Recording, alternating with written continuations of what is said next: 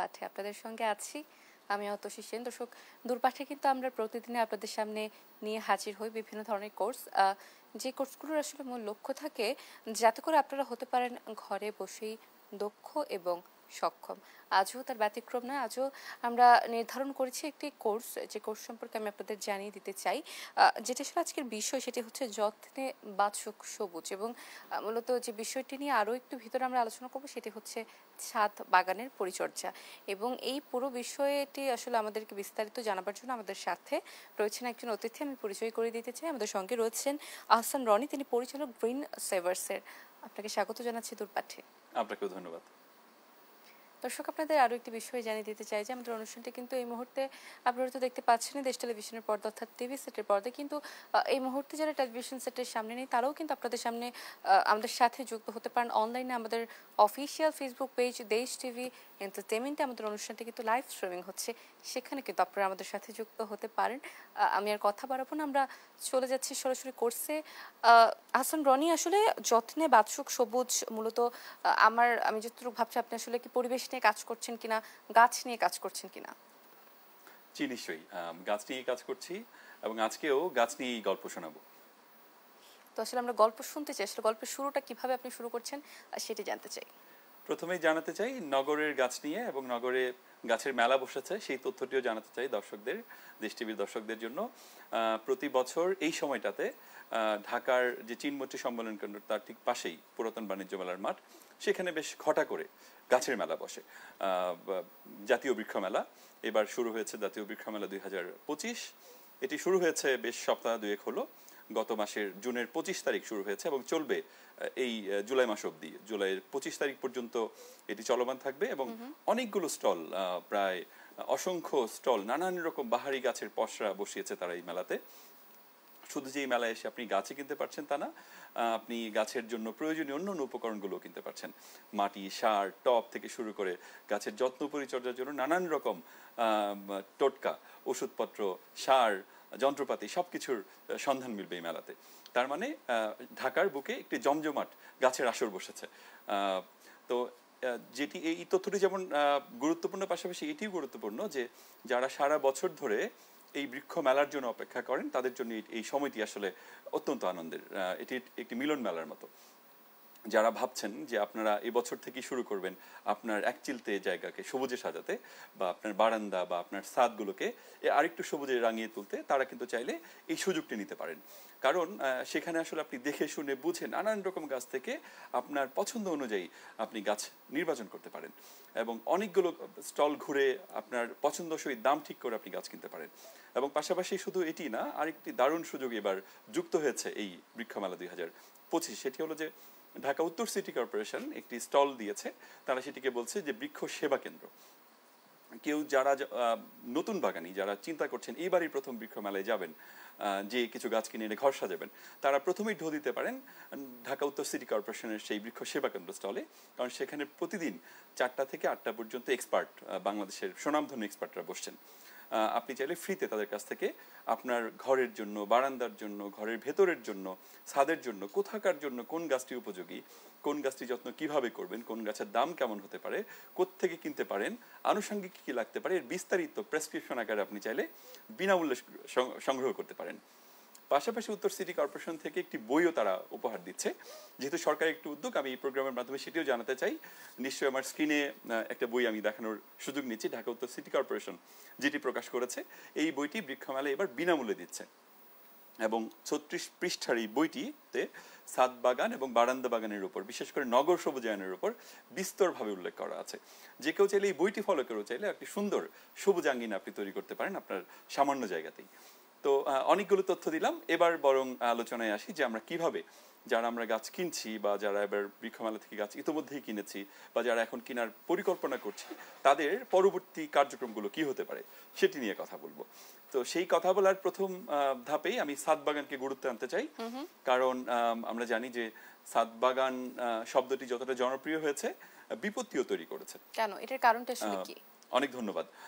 ছাদ বাগানের সাথে একটি নতুন শব্দ যদি আমরা যোগ করি, আপনার প্রশ্নের উত্তর আপনি পেয়ে যাবেন। সেটি হলো যে ছাদ বাগান এবং পরিকল্পিত ছাদ বাগান দুটোর মধ্যে ফারাক, যোজন যোজন পার্থক্য আছে। এটার পার্থক্যটা আসলে কেন? ছাদ বাগান এবং পরিকল্পিত ছাদ বাগানের পার্থক্য কি আসলে এই কারণে যে আসলে শহরে নগরায়নের ক্ষেত্রে যে সবুজায়নের যে বিষয়টি রয়েছে, সবুজায়ন কমে যাচ্ছে, এই জন্যই কি আসলে পরিকল্পিত ছাদ বাগানের পরিকল্পনা করা হচ্ছে কিনা?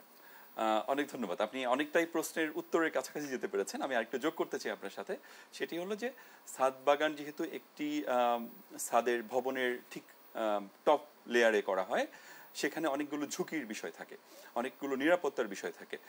ছাদ বাগান যেমন একদিকে পরিবেশের ভারসাম্য রক্ষায় ভূমিকা রাখছে, ফল ফসলের উৎপাদনে ভূমিকা রাখছে, বিনোদনে ভূমিকা রাখছে, প্রশান্তিতে ভূমিকা রাখছে, একইভাবে কিন্তু কিছু বিপত্তিও বাড়াচ্ছে। যেমন যদি একটা কথা বলি, যেমন ইদানিং সময় আমরা দেখছি যে ডেঙ্গি মশা বা নানান রকম মশাবাহিত রোগ আমাদেরকে ভোগাচ্ছে।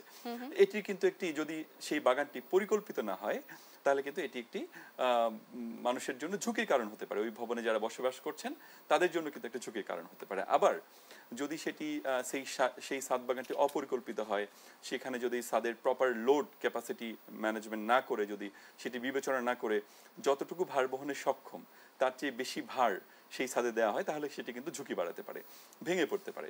পাশাপাশি যদি ছাদ বাগানের কারণে ছাদের বিভিন্ন অংশে পানি জমে থাকে, পানি জমে কিন্তু ছাদের ড্যাম করতে পারে। যারা ঠিক ছাদের নিচতলায় যারা বসবাস করে, ছাদের ঠিক পরের তলাতে যারা বসবাস করে, তাদের জন্য নানান রকম ঝুঁকির কারণ হতে পারে।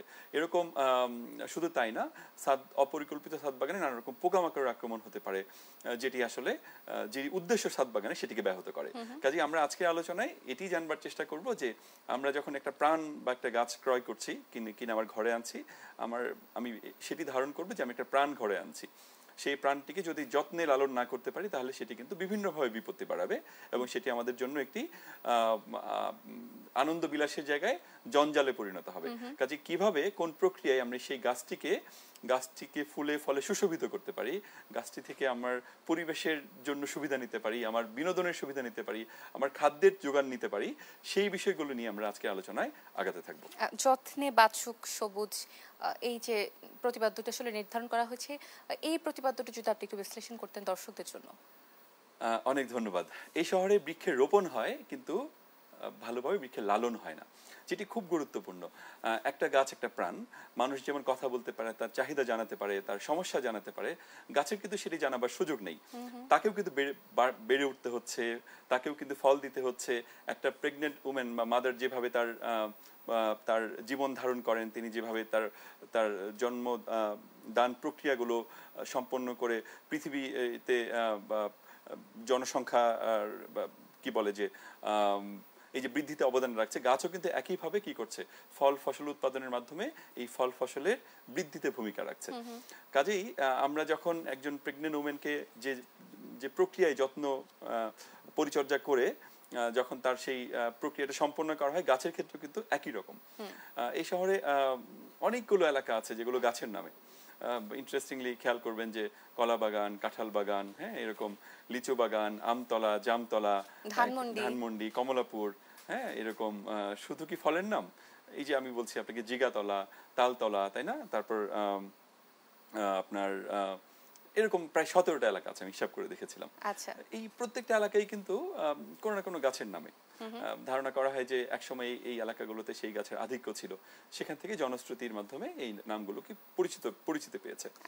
পাশাপাশি অনেকগুলো এলাকা আছে ইন্টারেস্টিংলি যে বাগানের নামে, যেমন ধরেন গুলশান, বনানী, নিকেতন, নিকুঞ্জ, তাই না, এগুলো শাহবাগ, পরিবাগ, এরকম সুন্দর সুন্দর নাম আছে যেগুলো বিভিন্নভাবে বাগানের নামের সাথে সংশ্লিষ্ট।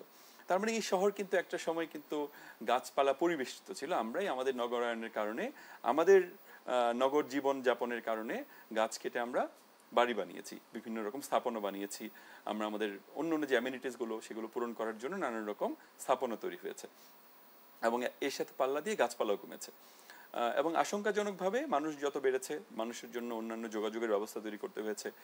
এই সব কিছু করতে যেয়ে যখন বাড়ি বানিয়েছি, গাছ কাটতে হয়েছে, অফিস বানিয়েছি, গাছ কাটতে হয়েছে, রাস্তা বানিয়েছি, গাছ কাটতে হয়েছে। আমাদের প্রত্যেকটা চাহিদা পূরণ করতে যে আসলে গাছকে বলি দেওয়া হয়েছে। তো এর মাঝেও কিছু কিছু জায়গা এখনো আছে যেখানে আমরা এখনো বড় গাছ দেখতে পাই। আমরা এখনো এই যে এই সিজনে আমরা কৃষ্ণচূড়া দেখতে পাই, পলাশ দেখতে পাই, মাঝে মধ্যে জারুল দেখতে পাই, সোনালু দেখতে পাই, এবং আমরা আটকে যাই, তাই না? আমাদের চোখ আটকে ওঠে যে বাহ, শহরের এই জঞ্জাল কনক্রিটের ভিড়ে এক চিলতে লাল টকটকে রক্ত পলাশ ফুটে আছে, তাই না?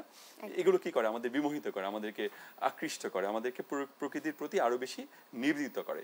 কিন্তু আশঙ্কার যে জায়গা হলো যে রিসেন্টলি একটি গবেষণা, যেটি গ্রিন সেভার্স সহযোগিতা করেছে, বন অধিদপ্তর এবং ফরেস্ট সার্ভিস মিলে, ইউএস ফরেস্ট সার্ভিস মিলে একটি দারুণ ইউএসএইড থেকে একটা দারুণ গবেষণা হয়েছে।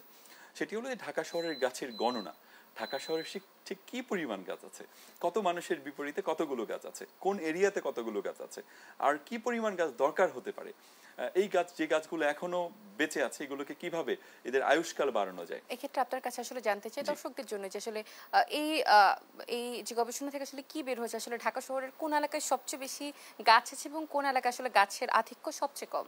নিশ্চয়ই, আমি সেটি আজকে আপনাকে জানাবো, আপনার মাধ্যমে দর্শকদেরকেও জানানোর সুযোগ নিব।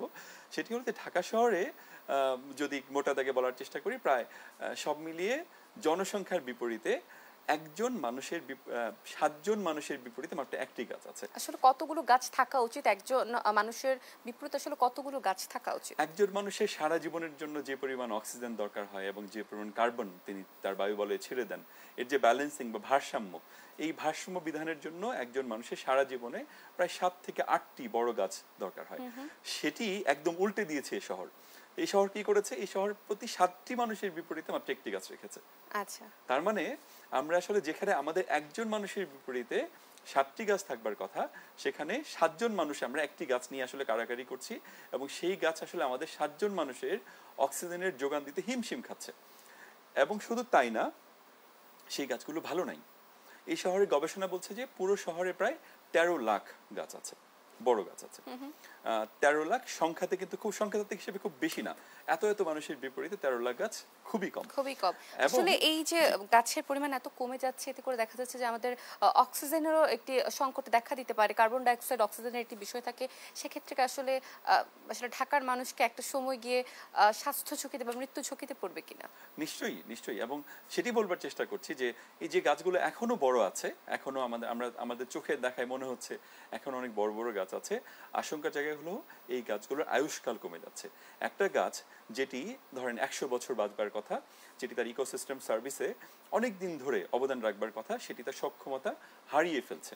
যেমন আমরা মানুষের ক্ষেত্রে দেখি যে অসুস্থ রুগ্ন মানুষগুলো অল্পতে কি হয়ে যাচ্ছে, অল্পতেই সে দুর্বল হয়ে পড়ছে, অসুস্থ হয়ে পড়ছে এবং কর্মক্ষমতা হারিয়ে ফেলছে। ঢাকা শহরের গাছগুলোর ক্ষেত্রে একই কথাই প্রযোজ্য আসলে। এবং আয়ুষ্কাল আসলে কেন কমে যাচ্ছে, এটির কারণটি কি? পরিবেশ দূষণ? তার একটা ছোট্ট উদাহরণ আপনাকে দেই। যেমন ধরেন ঢাকা শহরে যত রকম গাছ আছে তার মধ্যে কিছু ডমিনেন্ট স্পিসিস আছে, মানে সংখ্যায় যে গাছগুলো বেশি। এর মধ্যে আপনার কাঁঠাল, আম, নারকেল, হ্যাঁ, এই ধরনের গাছ, অনেক ফল গাছ আছে যেগুলো সংখ্যায় এই ঢাকা শহরে অনেক বেশি। আপনি আমি জানি যারা দর্শকরা যারা শুনছেন, ইভেন আপনিও নিশ্চয়ই যাতায়াতের কথা খেয়াল করেছেন কিনা যে আমের সিজন এখন যাচ্ছে, তাই না? আম কাঁঠালের মধুমাস পার করলাম আমরা, গাছে গাছে এখনো ফল দেখা যাচ্ছে। এই শহরের কয়টা গাছে কাঁঠাল গাছে আপনি কাঁঠাল দেখেছেন? এই শহরে কয়টা আম গাছে আপনি আম দেখতে পাচ্ছেন, তাই না? তার মানে এই গাছগুলো সক্ষম, কিন্তু একটা গাছ সক্ষম, একটা আম গাছ অবশ্যই ফল ধারণে সক্ষম, কিন্তু সেটি আর পেরে উঠছে না, আর ফল দিতে পারছে না। তার মানে কি হচ্ছে, এই যে সে তার সক্ষমতা হারাচ্ছে, তার একটা উদাহরণ কিন্তু আমরা যারা সাধারণ মানুষ, এর জন্য গবেষণার দরকার হয় না, আমরা খোলা চোখে দেখতে পারি। খেয়াল করে দেখবেন যে গাছগুলোতে আমরা প্রচুর ফুল দেখতে পেতাম, বিশেষ করে জারুলে প্রচুর ফুল দেখতাম, কৃষ্ণচূড়ের প্রচুর ফুল দেখতাম, চোখ আটকে যেত, তাই না? খেয়াল করে দেখবেন এই গাছগুলোর ফুল কমে যাচ্ছে, ফুলের সময়কাল কমে যাচ্ছে। যে ফুলটা গাছে 15-20 দিন ধরে থাকতো সেটি 4-5 দিনেই ঝরে পড়ছে। এই যে এখন আপনার খেয়াল করবেন যে গাছে গাছে কদম গাছগুলোতে কদম ফুল থাকবার কথা, অনেক গাছ কদম গাছ এই শহরে আছে, কিন্তু পর্যাপ্ত ফুল নেই। এই যে এই সাধারণ বিষয়গুলো কিন্তু জানান দেয় যে গাছ তার সক্ষমতা হারিয়ে ফেলছে। যেটি সবসময় বলা হয় যে একটা গাছ কেটে ফেললে, উন্নয়নের নামে যখন গাছ কাটা হয় তখন বলা হয় যে একটা গাছ কেটে ফেললে 5টা গাছ রোপণ করব, তাই না? তো একটা বড় গাছ আসলে কোনোভাবেই 50টি গাছ ছোট ছোট চারা দিয়ে সেটিকে কি করা যাবে না, ঘাটতি পূরণ করা যাবে না। যে একটি বড় গাছ 7টি মানুষের অক্সিজেনের যোগান দিচ্ছে, তার কার্বন শুষে নিচ্ছে, সেই বড় গাছটি কেটে ফেললে এই ছোট 10টি চারা কি আসলে সেই 7টি মানুষের যোগান দিতে পারবে না। তার মানে এই যে আয়ুষ্কাল কমে যাচ্ছে, কমে যেতে যেতে একসময় যখন এই বড় গাছগুলো আমাদের থেকে হারিয়ে যাবে, তখন কিন্তু এই আপনি যে সংখ্যাটির কথা বলছেন, যে মৃত্যু ঝুঁকির যে সংখ্যাটি, সেটি কিন্তু আমাদের সামনে চলে আসবে। কাজেই এখনই আমাদের দরকার নতুন বৃক্ষ রোপণ যেমন দরকার, পাশাপাশি যে গাছপালাগুলো এখনো বেঁচে আছে, দাঁড়িয়ে আছে, তাদের যত্ন বা লালন দরকার। একদমই হাসান রনি, আমরা এই বিষয়ে আরো আলোচনা করব, একটি বিরতি থেকে ঘুরে আসছি। নিশ্চয়ই। দর্শক, দূরপাশে নিচ্ছে একটি ছোট্ট বিরতি, আমাদের সাথেই থাকুন।